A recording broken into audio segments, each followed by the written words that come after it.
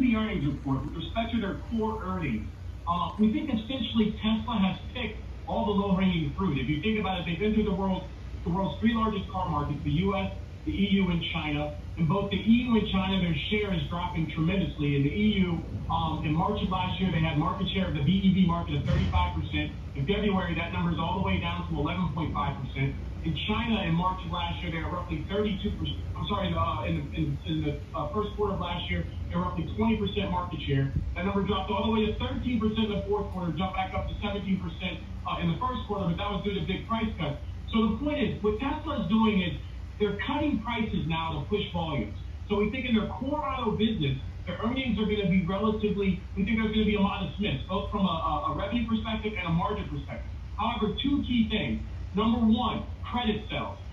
We don't know how much in revenue they're going to recognize in credit sales. They just signed a deal with VW. They can pull in a significant amount of that credit revenue in Q1 and boost their numbers. We don't think the street's going to give them a lot of credit for that. And then Bitcoin, as you said. However, with respect to the accounting, you have to sell the Bitcoin based on our understanding of the accounting to recognize any actual fundamentals. So if they haven't sold, we don't think you'll get the boost there.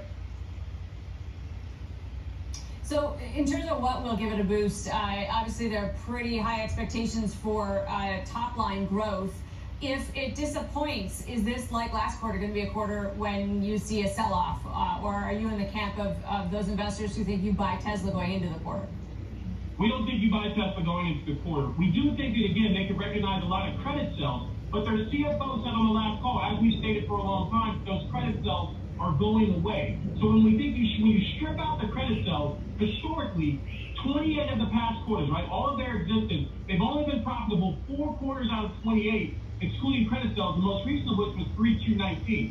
And if you take a step back, right, really earnings for Tesla, whether they beat by 20 cents or miss by 20 cents, aren't really important. You're talking about a company that has a $700 billion valuation that sold 184,000 cars in the first quarter versus VW at roughly $160 billion valuation. It sold roughly 2.5 million cars. So you need to see tremendous growth out of Tesla. And in Q1, despite massive price cuts in China and across the world, their total delivery volumes were only up 4%.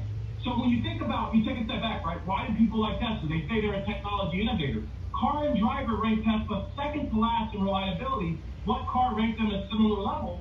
And then when you look at the Edmunds report that was done on their actual range, the actual range of their cars versus what they state, every single one of Tesla's cars fell significantly short of the stated range. So that shows you that not only do they not have a technological advantage from a car perspective, but from a battery perspective, they're falling short of their stated range. And now that you have this plethora of competition entering, we think as we look forward, right, as you look at what they do in the second quarter and third quarter and fourth quarter, we think that's when things are going to really get cloudy for them and the stock is going to start to trade off.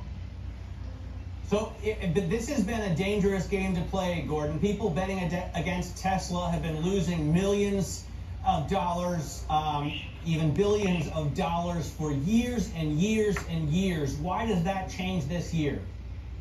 The reason why we think it changes this year, and when you say years and years and years, that's not necessarily accurate. Really, the stock took off last year. And what happened last year? You had the Fed throwing money at the market, and a lot of these kind of meme stocks, these SPAC stocks that really don't make money but have a lot of momentum behind them, took off. If you look at 2019 and before, it was ups and downs. But I think the issue for Tesla this year is simple. Again, they picked the low-hanging fruit. What models are they announcing incrementally? There's not really a significant lineup of models versus 50 to 60 cars coming from their competitors this year and even more coming next year. You have their market share that is now falling in both Europe and China. Their sales in the U.S. in Q1 were down roughly 4%. So in the world's 3 key markets, they're now declining. They've implemented significant price cuts, again, and in Q1, despite cutting the price of their cars roughly 30% in China, they only grew sales 4%. So the issue with Tesla is even with the price cut, it's not translating into growth, and we think that's going to become evident as we look through this year. And again, today, I think what's important is what is the profit excluding credit sales, which they themselves have admitted are one-time in nature, and they're going away this year, fully away next year. So we think if they lose money again excluding credit sales, that becomes a problem. And again, as that market share falls, and again, one thing when you're talking about China, right? All over the state-run media in China, all over the internet in China, You're having reports come out that Tesla's car, brake issues, screen issues, wheels falling off, etc. This is becoming a big problem, and their second largest global market, the highest growth market for them, China. So you could even see these issues in China affect their Chinese sales in Q2. So again, I think the story is starting to become undressed. We're going to see the emperor has no clothes, and you can see that if you just take a closer look at the data. So interesting, Gordon. We are going to be watching closely. Great.